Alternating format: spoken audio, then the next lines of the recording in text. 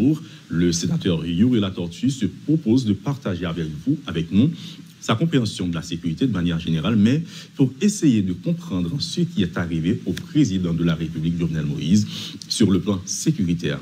Où se trouvait la brèche, où se trouvait le vide, et qu'est-ce qu'on devrait faire pour éviter que le pays connaisse cette page sombre de son histoire.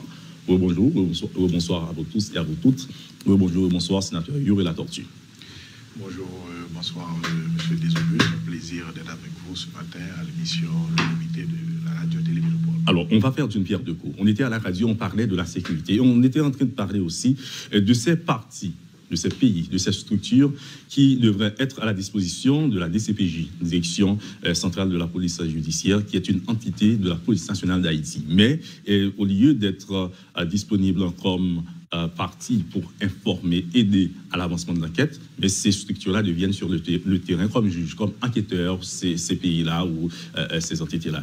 Comment est-ce que vous recevez, si vous voulez, cette nouvelle et vous regardez, si vous voulez, le déplacement de cette enquête? C'est une très mauvaise chose que dans cette enquête, la structure est répartie de cette façon. Je crois que la structure d'enquête doit être confiée à la DCPJ, qui est la Direction centrale de la police judiciaire.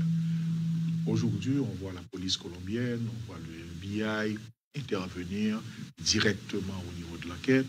Et moi, ma position, c'est que au niveau de la Colombie, il y a eu plusieurs, justement, faits avant l'assassinat. Il y a le déplacement des mercenaires, il y a des gens qui ont voyagé, il y a les rencontres qu'on a effectuées là-bas. Moi, je crois que la Colombie devrait transmettre ces informations à la police haïtienne bien avant l'assassinat. Et aujourd'hui, on ne peut pas confier l'enquête. Et la police colombienne ne peut pas agir comme juge, puisque déjà, justement, elle devrait, à travers le corps d'intelligence, avoir cette information et transmettre à l'Interpol pour Haïti. Donc, parce que la majeure partie des Colombiens ou des mercenaires viennent de la Colombie. Voilà. Le FBI, il y a eu beaucoup de transactions, des sociétés qui ont eu le financement. CTU, par exemple, de la firme de sécurité. Justement, qui ont financé. Aux États-Unis, par exemple. Aux États-Unis, à Miami, qui ont financé le voyage de ces mercenaires. Alors, le FBI n'a aucune information là-dessus.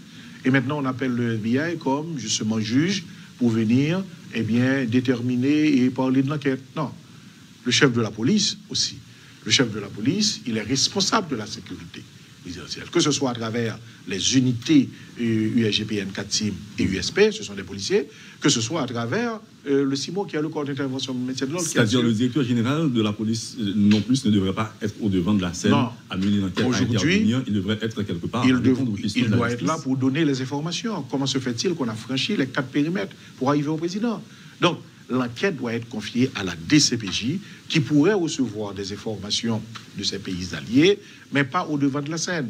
Enfin, on se met en tête le plus souvent que ces institutions peuvent commettre des erreurs et après venir comme juge parce que ce sont des étrangers. Non, il faut confier l'enquête à la DCPJ. Il y a le colonel Imler Rébu qui a presque la même position que vous, qui dit que ce n'est pas possible que les gens qui, quelque part, étaient responsables, que ce soit le chef du CSPN, Conseil supérieur de la police nationale, le Premier ministre d'alors, haï malgré tout le docteur Claude Joseph, qui devrait être quelque part à répondre aussi. Il est au devant de la scène à fournir des explications, des informations, etc., y compris le directeur général de la police nationale dont vous avez fait mention.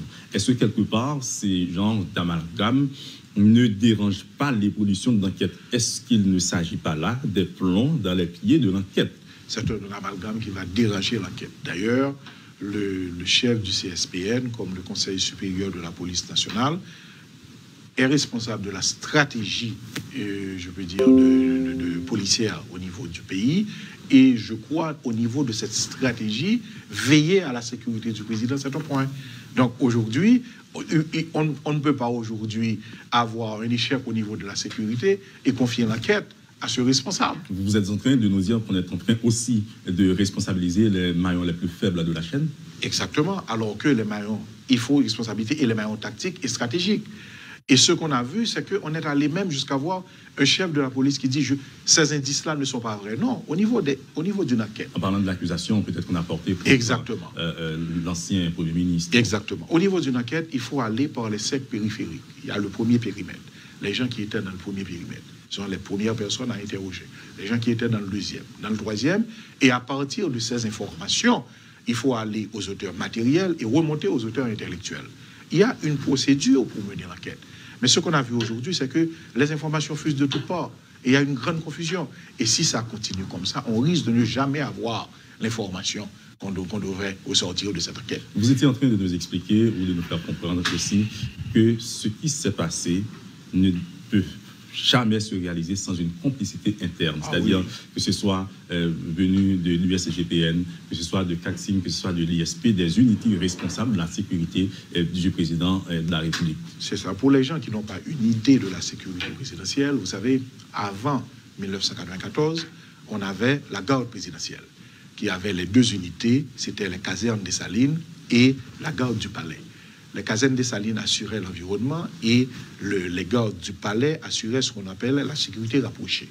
Cette structure a été détruite en 1994. Et en 1994, on a remplacé cette structure par une structure qui est assez proche de la sécurité, par exemple, de l'Élysée. Il y a 3 périmètres. Aux États-Unis également, il y a 3 périmètres. Ils sont venus, ils ont mis sur pied le NPRG, qui est le National Palace and Residence Guard. Traduit en français, c'est l'unité de sécurité générale du Palais national. Ils ont mis sur pied le CATIM et ils ont mis sur pied l'USP. C'était des gens entraînés qui assuraient déjà la sécurité du président Aristide à Washington. Maintenant, la sécurité présidentielle est constituée de ces 3 unités. Et lorsque les Canadiens sont venus en 1998 remplacer les Américains au niveau du palais, ils ont mis sur pied le groupe de sécurité présidentielle, le GSP, qui est formé de l'USGPN, du CATIM et de l'USP. Petite précision, nous vous rappelons que vous êtes un ancien commandant-chef de l'USGPN. Maintenant, au fur et à mesure, on a demandé d'ajouter un 4e périmètre qui est le corps d'intervention et de maintien de l'ordre. Ce corps d'intervention, il a des patrouilles à l'extérieur du palais pour assurer la sécurité extérieure.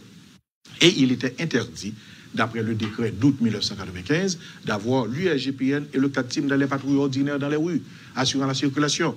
Et on les remarque parfois. Partout. Et lorsque, justement, j'avais demandé de réglementer la police, j'avais demandé que j'apporte cette aide à la police, j'avais dit, vous avez justement déconcentré les unités spécialisées. Vous avez au départ changé la mission des unités spécialisées pour maintenant les passer des unités spécialisées à des unités des commissariats. Et ceci, c'est comme les rendre ordinaires. Les rendre ordinaires, alors que ce sont des unités qui devraient avoir quotidiennement leur entraînement et ne sortir que pour les missions spéciales. Par exemple, l'USGPN, on avait un programme. On commence à 8 h avec le sport, à 10 h on avait les cours, à 2 h on reprend le sport et à 4 h on a encore les cours. C'est une unité qui passe tout son temps à l'entraînement pour défendre le palais, la maison du président, la famille présidentielle et le président. Et le pays peut-être quelque part. Est-ce que là, vous êtes en train de nous dire que ces unités-là devraient être non seulement des unités spécialisées, mais surentraînées pour sécuriser les symboles de la nation, notamment qu'est le président de la République, qui représente le symbole direct et physique de pays, d'un peuple? Justement, je disais tout à l'heure que la police est formée de 2 grandes entités. La police administrative pour ce que je peux appeler la prévention et la police judiciaire pour les opérations. Dans la police administrative, nous avons les unités spéciales. Il y a le SWAT-Team, il y a le CIMO, il y a également l'USGPN, les unités du groupe de sécurité présidentielle. Et ces unités assurent de grandes missions puisqu'ils protègent justement les institutions et les personnalités à travers les institutions telles le président de la République. Et on ne peut pas changer la mission de la sécurité présidentielle en envoyant des agents de la sécurité chez des directeurs généraux, parce qu'on est des amis, chez des ministres. Et maintenant, l'agent de sécurité présidentielle perd son réflexe de défendre le président. Parce que chez le directeur, il reçoit beaucoup de gens et on laisse entrer n'importe qui, alors que chez le président, il n'y a que le président et le secrétaire général qui doivent donner des ordres pour maintenant qu'une personne puisse entrer au palais. Et chez le président même, sa maison privée, il n'y a que le président. Maintenant, un agent qui n'est plus à l'entraînement, qui est affecté à plusieurs raisons, parce qu'il a des frais, et on accepte ce fonctionnement, il n'a plus le réflexe de défendre le président, qui est une personne, je veux dire, inatteignable. C'est à ce moment-là que n'importe qui peut se présenter et dire n'importe qui se présenter. Moi, on est commandant de l'USGPN, quelqu'un qui se présente et dit, est-ce que vous avez un rendez-vous? Vous n'avez pas de rendez-vous? On vous chasse. Quel que soit le pays dont vous venez. Parce que lorsqu'on assure la sécurité du président, c'est le premier personnage de la nation et qu'on a compte à rendre qu'avec le président. Le directeur général de la police ne peut pas ordonner à un agent de l'USGPN qui est un policier de laisser entrer quelqu'un au palais. Il y a eu le décret d'août 1995 qui a fait de l'USGPN une unité spéciale dont le fonctionnement dépend du président de la République. C'est-à-dire qu'il n'y a aucune raison que les agents qui étaient en poste ce soir-là, pour que l'on dise qu'ils ne sont pas responsables. D'abord, de manière technique. Ils sont responsables. Pour arriver chez le président, il y a 4 périmètres. Je viens de dire le CIMO, la sécurité extérieure, l'USGPN, la protection du mur intérieur-extérieur, le CATIM pour la cour et l'USP pour la maison proprement dit. C'est-à-dire, au-delà des auteurs intellectuels et d'autres auteurs matériels qu'on est en train de chercher, on devrait aussi, aujourd'hui, les garder, au même pour les inviter à répondre de leurs actes d'irresponsabilité face, si vous voulez, dans le cadre de l'assassinat du président. C'est ce que vous êtes en train de nous dire. Il faut se concentrer sur le premier cercle, les gens qui assuraient la sécurité de ce jour. Il y a l'officier de service. Quelle était sa responsabilité? L'officier de service, c'est celui qui assure le contrôle de la sécurité pendant 24 heures de temps. Il contrôle la sécurité à travers les différentes entités. Il est en charge. Donc, il faut commencer par ces gens, trouver l'information pour remonter maintenant aux autres. Maintenant, si on ne reçoit pas d'informations, eh bien, on parle d'autres choses. C'est vrai que ces informations sont importantes, mais il faut commencer par le premier cercle périphérique. Et là, comme on faisait autrefois dans l'armée, ce sont les gens de service qui doivent répondre. Il y a un détail peut-être que l'on disait, mais ce qui n'est pas un détail vraiment. Alors, en français, on appelle ça détail de taille. On le disait à la radio, on souhaite le dire aussi à la télévision et à la radio, et qui reprend l'émission aussi. C'est que ce qui a tranché le cœur des gens, qui a brisé tout le monde, c'est que pas un coup de feu n'a été tiré alors que le président est ensanglanté, martyrisé, torturé, humilié. Le corps du président, si vous voulez, ne peut même pas se présenter en public, et on connaît l'histoire. Vous savez que l'USGPN a environ 300 éléments que l'État paie. L'USP environ 50, 70, je crois 70, le CATIM 50. Donc, mobiliser environ 450 personnes pour la sécurité du président. Et aujourd'hui, les gens traversent les périmètres, sans compter le CIMO, qui a des patrouilles extérieures. Maintenant, des gens qui franchissent maintenant ces 4 périmètres et atteignent le président justement pour l'humilier dans cette situation. Là, justement, je parle comme l'expert. Mais pourquoi la nation paie tous ces gens? Et je dois dire que lorsque on avait lancé ce premier signal de dire qu'il y a un problème au niveau de la police, que les unités ne font pas leur travail, parce que, M. Desaugustes, le problème c'est que pour le moment, je considère qu'il n'y a pas d'armée. Vous savez, la mission de l'armée et de la police sont complémentaires. L'armée assure la sécurité du territoire. La police assure la sécurité des vies et des biens. Lorsqu'il y a une armée qui assure la sécurité du territoire, la police fonctionne d'une façon. Lorsqu'il n'y a pas d'armée, la police presque joue les deux rôles. La protection des frontières et également la protection des vies et des biens. On se retrouve dans cette situation, puisque notre armée est dysfonctionnelle. Mais maintenant, lorsqu'on se trouve dans cette situation, la sécurité du président commence dès la frontière, avec la police. Et lorsque je parle de ces 4 périmètres, ce sont les 4 périmètres rapprochés. Mais si la police ne fait pas son rôle, puisque la police assume la sécurité des frontières, des ports et des aéroports, maintenant, on va arriver facilement sur ces 4 périmètres. Donc, il ne faut pas voir les unités spéciales simplement qui ont été déviées de leur mission. Il faut voir toute cette police qui fonctionne très mal. Parce que dans l'Ouest, simplement, on a 6700 policiers. Et certains départements, c'est vrai qu'il y a des gangs, mais je crois qu'avec les 6700 policiers bien répartis sur le département, avec les unités spéciales qui font leur travail, on va arriver quand même à nous défendre. Donc, il était inadmissible d'avoir cette situation. C'est parce que la police a raté son rôle et également les unités spéciales. C'est-à-dire, c'est une question de stratégie, de commandement. C'est ce qui met le pays dans cet état d'insécurité totale et globale. Que vous ayez 20 mercenaires ou 30 mercenaires, comme l'on dit, qui arrivent sur le territoire, déjà, s'il y avait un contrôle régulier des ports, des aéroports et de la frontière, on saurait que c'est des informations qu'on croit qu'ils sont la deuxième chose par porte diplomatique, c'est-à-dire à l'aéroport, selon les dernières informations. S'il y a un contrôle régulier, on devrait au moins dès là commencer avec les formations, le service d'intelligence, avant même d'arriver sur l'action proprement dite. C'est-à-dire que le système ne fonctionne pas. Et aujourd'hui, lorsque j'avais lancé l'alerte, j'avais dit qu'il y a un système qui ne fonctionne pas. Il n'y a personne qui soit à l'abri. Alors, on avait peur que vous fassiez de la politique avec cette proposition que vous avez faite, sénateur Yuri Latortue. Vous savez, M. Desogu, j'ai eu cette réputation, j'ai été instructeur à l'Académie militaire. J'ai formé des militaires, j'ai formé des commissaires. Et personne ne peut dire à aucun moment j'ai eu à parler de politique. Je sais faire le distinguo entre la politique et justement le professionnel que je suis en sécurité.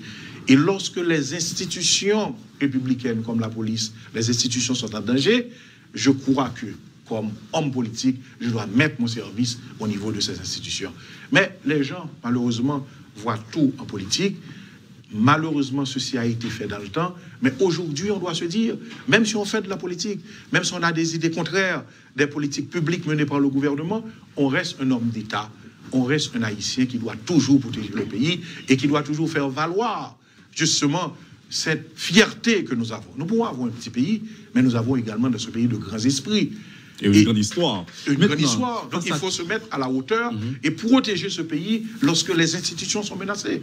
Face à tout ceci, sénateur Yuri Latortue, toute cette inquiétude, ce doute qui plane sur que ce soit la stratégie, les auteurs matériels et intellectuels de l'assassinat du président Jovenel Moïse, que devrait être le comportement des experts comme vous, mais je dirais même des leaders de la nation, des membres de tous les secteurs, des leaders de tous les secteurs, quel devrait être leur comportement? Parce que c'est le pays qui, quelque part, on a pris un coup. Je vois que le gouvernement a décrété l'état de siège, mais les actions tardent à convaincre, peinent à convaincre quand même. Maintenant, quel devrait être le comportement, si vous voulez, du pays de manière générale, face à ce qui arrive? Écoutez, justement, ce sont ces actions qui constituent, je peux dire, une certaine démagogie. La question de l'état de siège. L'état de siège, c'est lorsque l'armée prend tout en charge. C'est lorsqu'il y a restriction des libertés individuelles. Bon, nous n'avons pas d'armée, nous n'avons que 400 personnes. Comment 400 personnes peuvent prendre ce pays en charge? Nous avons 10 départements, 27 750 km². Sans compter les gangs. Sans compter les gangs. Donc il ne fallait pas parler d'état de siège, il fallait parler d'état d'urgence. Puisque déjà, on a une loi sur l'état d'urgence qui permet justement les restrictions des libertés individuelles et qui permettent, pas à l'armée, mais à la police de prendre charge. C'est la première chose.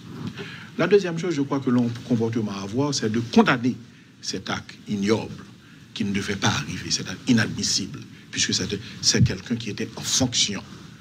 Même si, au niveau de l'opposition, on disait le président de facto, il est en fonction. Il faut que l'institution qu'est la présidence soit protégée. La troisième chose, comme expert, je viens de le dire, M. Desogus, il faut que l'enquête soit bien menée.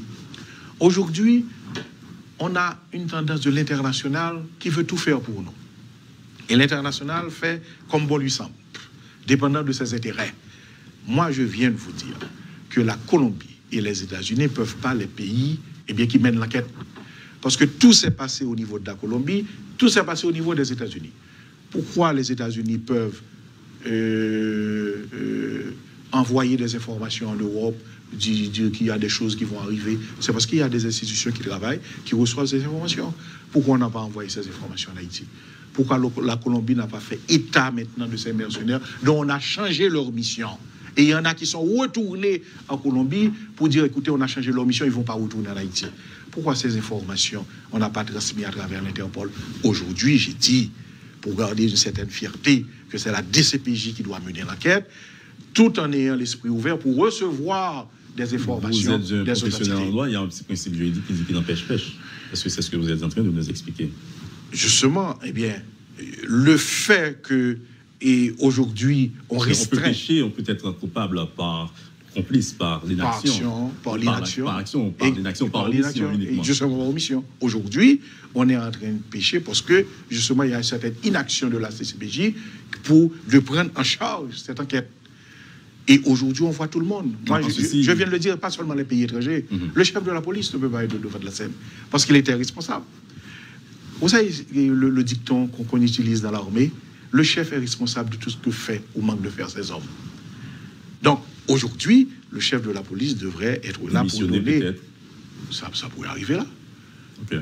Et le chef de la police devrait être là pour donner des informations. Mais pas pour être, je veux dire, au premier plan de l'enquête. Non. Parce qu'il avait une certaine responsabilité. Nous n'avons pas peut-être cette culture en Haïti, quand ça va mal, de démissionner et d'envoyer l'image, de nous responsabiliser pour dire c'est tel ministre ou tel président, pour se présenter, pour dire c'est ma faute, c'est ma plus grande faute, et pour que ça puisse aller de la petite famille à la grande famille nationale. Si ce n'est pas une culture que nous adoptons, on ne se responsabilise pas de ce fait, on n'a même pas le courage de se déresponsabiliser dans certaines fois. Justement, c'est dans la sociologie haïtienne, c'est pas faute. Il n'y a rien qui arrive qu'on est en charge. Ceci signifie qu'on a un poste, eh bien, on a tous les privilèges. On a tous les privilèges. Mais quelque chose arrive, c'est pas faute moi. C'est le gardien. C'est le gardien, c'est quelqu'un d'autre qui était là. La servante. Et le fait qu'on n'assume jamais notre responsabilité, voilà ce qui amène ce pays dans cette situation difficile. C'est que personne n'est en charge. Quelque chose arrive, il n'y a personne qui fait le meilleur. Tout le monde veut prendre la charge. Et tout le monde, justement, on a vu, après l'assassinat du président, des gens qui devraient être en charge se mettre au devant pour dire que, justement, on va demander justice. Mais vous n'avez pas pris votre responsabilité. Et c'est ce qui est arrivé là.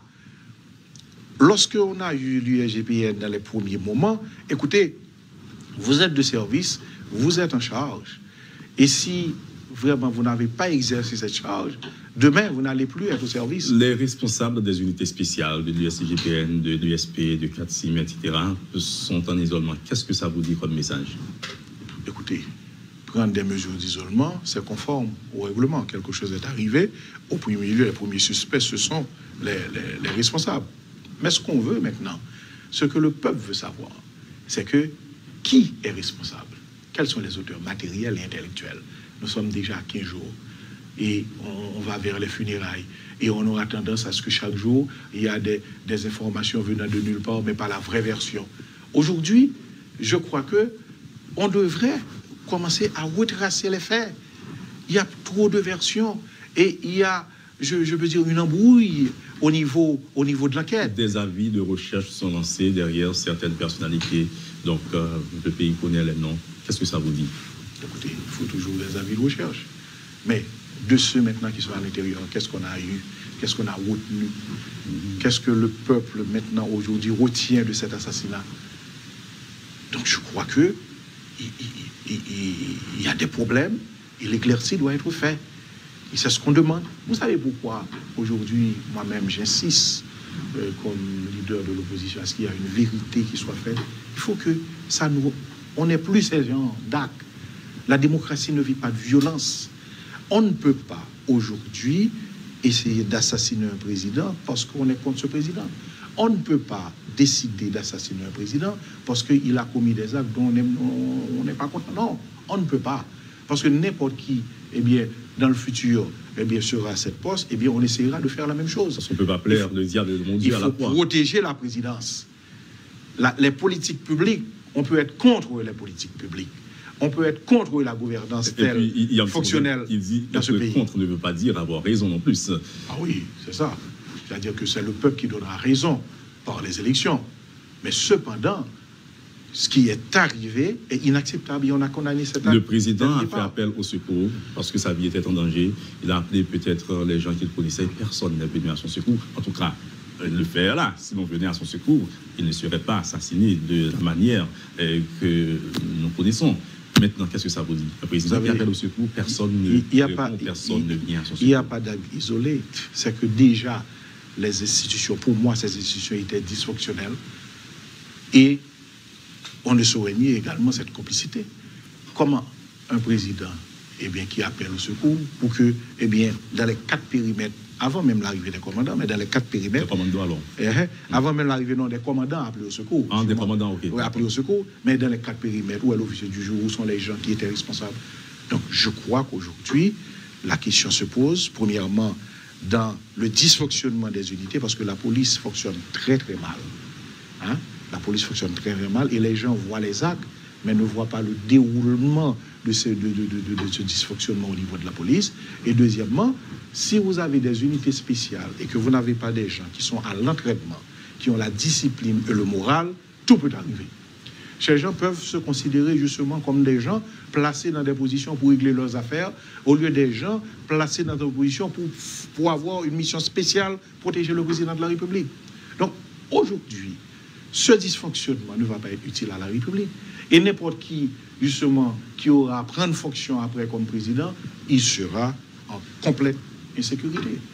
Donc, aujourd'hui, on doit non seulement mener l'enquête pour trouver les vrais coupables, mais on doit mettre de l'ordre dans cette institution qu'est la police, pour moi, qui est dysfonctionnelle. Dans le pays, de manière générale, dans l'État, parce que la police... Ah oui, alors, on parlait de la sécurité.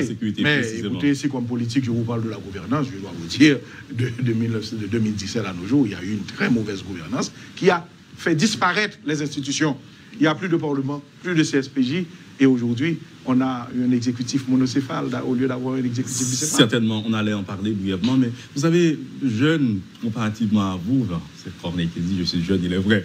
Oui, mais la valeur n'attend pas mais, sénateur, certaines fois, dans certaines circonstances, dans certains pays, lorsqu'il y a ces genres de drames, si vous voulez, la mort du président, pas même l'assassinat, mais la mort du président, vous voyez que toutes les forces vives du pays se rassemblent derrière un idéal, derrière le patriotisme, derrière une chanson, derrière un rêve, pour faire corps, et soit pour contrer le mal, pour répondre aux difficultés et apporter des solutions. Pourquoi est-ce qu'en Haïti, nous ne pouvons pas voir ces mêmes images des hommes politiques de toute tendance et de toute confession, et si vous voulez, des religieux, etc., que les gens se rassemblent pour au moins envoyer un message d'unité, mais solidaire. Ce n'est pas la solidarité individuelle où chaque personne cherche à tirer le drap sur ses pieds, etc. Mais une solidarité collective, nationale, pour envoyer un message à la jeunesse, mais aussi aux enfants, peut-être aux générations futures.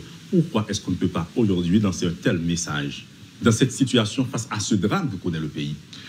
Je dois dire qu'il y a un message qui a été lancé dès les premières heures après l'assassinat du président.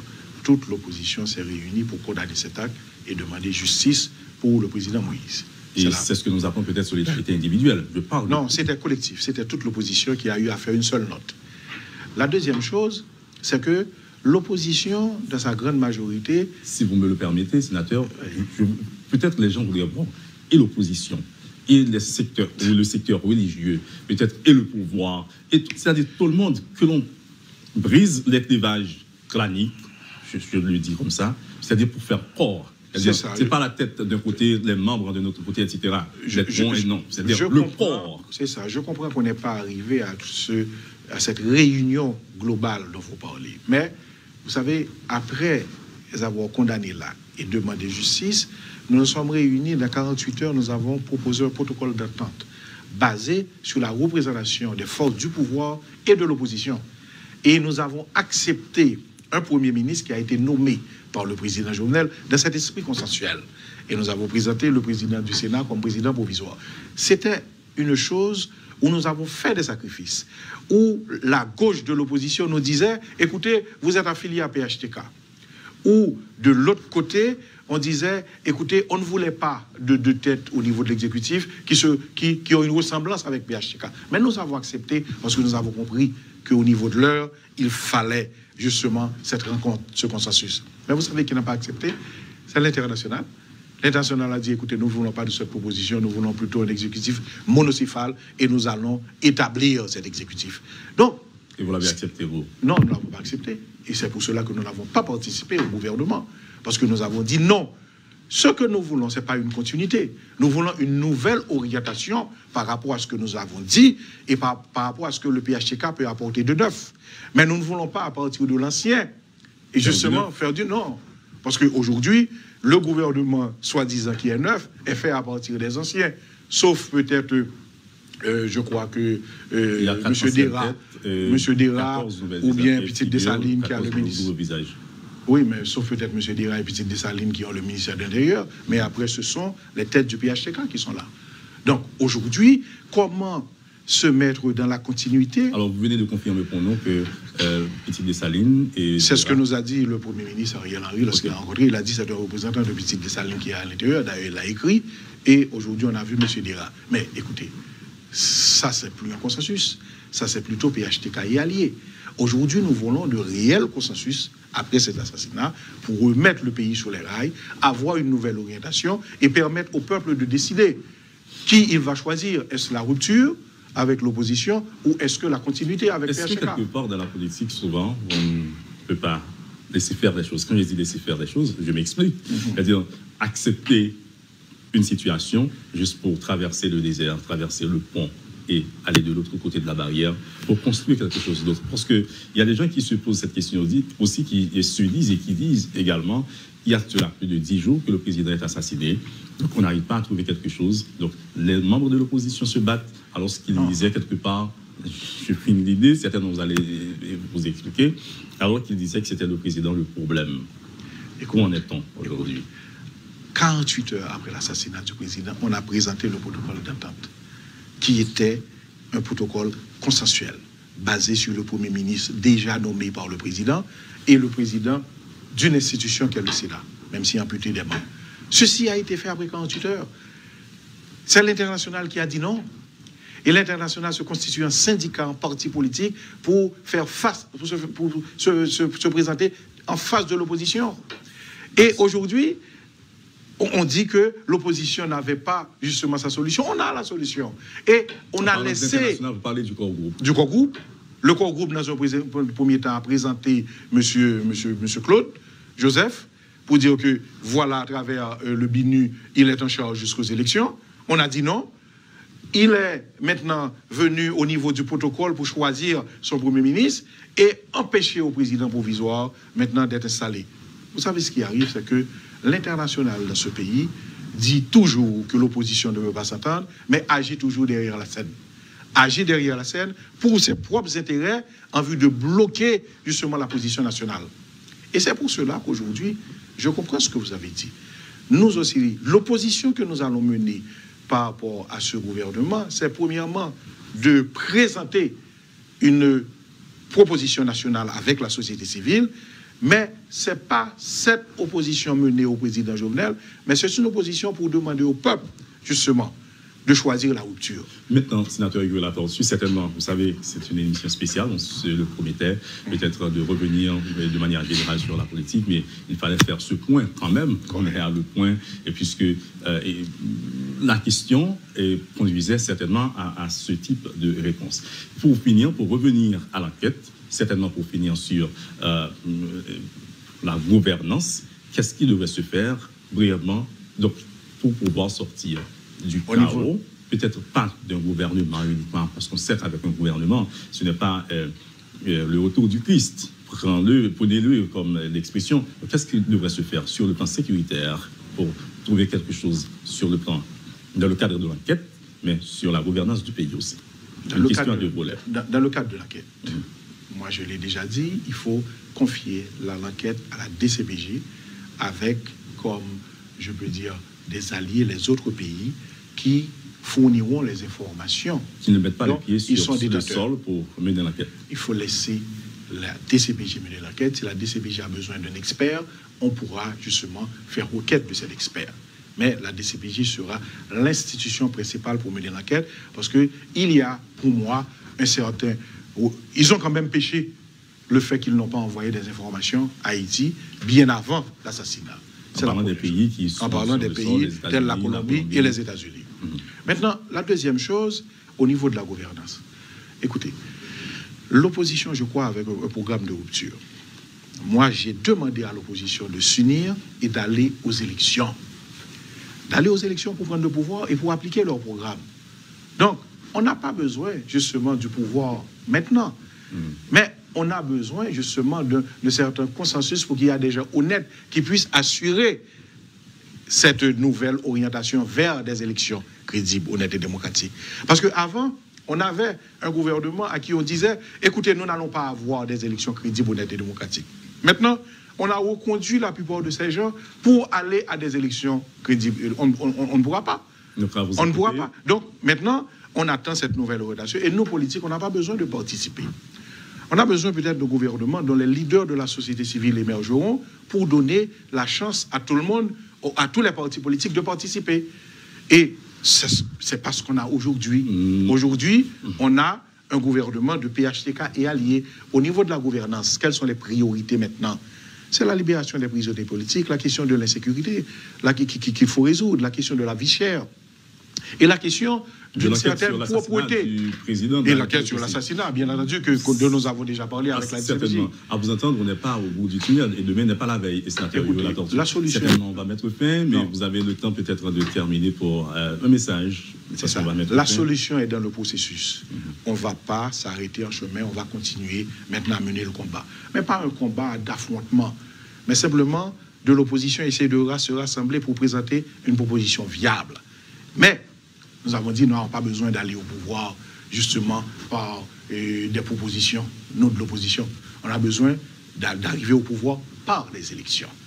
Et nous allons continuer à combattre, à présenter nos propositions de rupture, mais à demander un gouvernement avec une nouvelle orientation acceptable par la population pour que nous puissions avoir des élections crédibles, honnêtes et démocratiques. Merci beaucoup, sénateur Yuri Latortue. Nous vous rappelons que vous étiez avec nous sur le plateau d'abord comme expert en sécurité militaire, ancien commandant-en-chef de l'USGPN, l'unité spéciale... Ancien assistant commandant-en-chef de l'USGPN. Et puis, vous avez été dans l'armée... Ah oui. Et vous savez le grade. Le grade de lieutenant, vous savez, le militaire garde toujours le grade jusqu'à la mort. J'ai été lauréat de la promotion sous-lieutenant. J'ai gravi le grade de sous-lieutenant au lieutenant. Et en 1994, comme nous disait la loi sur la police, on a eu à renvoyer l'armée et les officiers de l'armée pouvaient bénéficier de l'article 65 qui les permettrait de se transformer en commissaire de police. Alors c'est à votre guise que je le disais pour que les jeunes qui vous écoutent ne voient pas en vous comme quelqu'un qui dit n'importe quoi. Il faut que les jeunes, les enfants, comprennent que ce que vous avez expliqué sur la sécurité, et donc c'est de l'autorité, c'est d'autorité que vous avez parlé. Je suis un ancien professeur à l'académie militaire et à l'académie de police, et lorsque j'avais offert mes services, c'était pour remettre un peu de l'ordre dans la formation. C'était l'expert, c'était pas le politicien comme vous l'avez dit. Vous irez aux funérailles du président qui s'organise. Alors c'est juste une petite question pour voir s'il y aura quand même une sorte de consensus, quand j'ai dit consensus, de veille nationale, ou bien de déplacement national. Au niveau de l'opposition, nous avons choisi de ne pas nous rendre. Mais écoutez, nous allons nous associer aux gens qui y participent puisque nous avons condamné cet acte. Merci beaucoup, sénateur Yuri Latortue. Comme nous le disions, vous étiez là avec nous comme expert en sécurité, mais aussi comme leader du parti Haïti en Action. Brièvement, on a parlé de la politique, on a fait le pacte, on l'a respecté à 75% pour parler sécurité, enquête, et vous parlez 25% politique. Et merci d'avoir accepté de souffrir. Merci. Et on doit revenir pour parler de la sécurité, parce que la sécurité, disait Nicolas Sarkozy, est le premier des droits, et nous devons assurer la sécurité au peuple. Moi, je crois qu'on peut, et on peut le faire sans l'international dès qu'on se met, parce que, je le disais, nous sommes un petit pays, nous avons de grands esprits, nous avons de grandes personnalités capables de faire fonctionner la République. Merci, sénateur Yuri Latortue, leader du parti Haïti en Action AAA, membre de la direction politique de l'opposition. Merci d'avoir été avec nous sur le plateau de Métropole pour cette rubrique de points spécial que nous avons réalisé aujourd'hui. Encore une fois, merci. Merci, monsieur Désolé. Merci à vous tous et à vous toutes d'avoir suivi. Et la rubrique Le Point d'aujourd'hui, c'était spécial pour plusieurs raisons. La non-disponibilité du Premier ministre, qui certainement, nous le souhaitons bien, sera avec nous sous peu. Donc, merci à vous tous et à vous toutes d'avoir été des nôtres. Restez sur Télémétropole pour la suite de la programmation.